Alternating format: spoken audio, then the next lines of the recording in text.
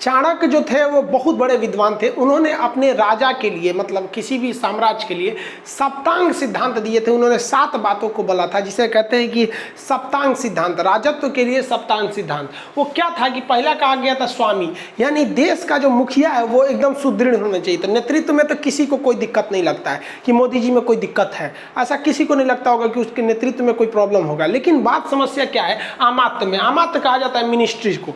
अब आप खुद सोचिए, दिल पे हाथ रख के आप ही बताइए, क्या ई मैडम से देश की अर्थव्यवस्था संभल रही है?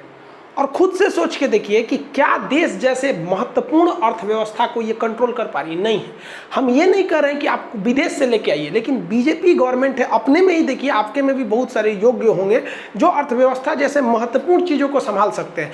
देखिए, राजा के बाद सेकेंड महत्वपूर्ण दिया गया है राजत्व सिद्धांत में किसको? अमात्य को, कि उसके मंत्री अच्छे होने चाहिए। ठीक है, रक्षा मंत्रालय में ठीक है, उनको दिया गया, कोई दिक्कत नहीं है। विदेश मंत्रालय जयशंकर देख लेते, वो भी सही नहीं, बट इनसे नहीं संभाल पाता है अर्थव्यवस्था। नहीं तो फिर वही कहेंगे लोग, जब एकदम चौपट हो जाएगा तो कह देंगे यहाँ के कुछ नहीं, 2 मिनट का press conference, this is an act of God. 2 minute में घुसिया जाती है, इनसे कोई सवाल पूछ देता है तो। जनपद होता है, जनपद मतलब क्या होता है? कंट्री।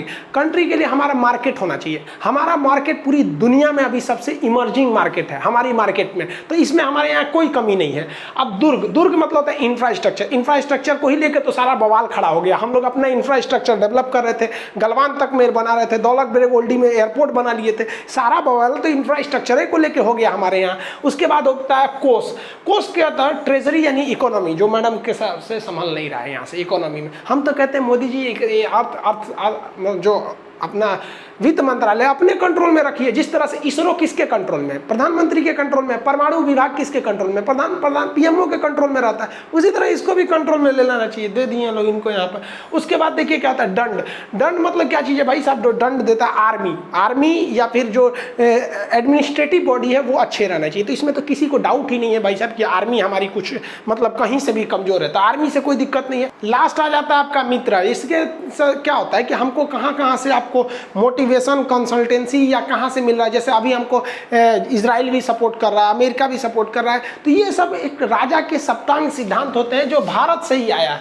लेकिन अभी अगर देखेंगे तो इकोनॉमी अच्छे दौर से नहीं गुजर रहा है, जो बहुत गलत बात है। क्योंकि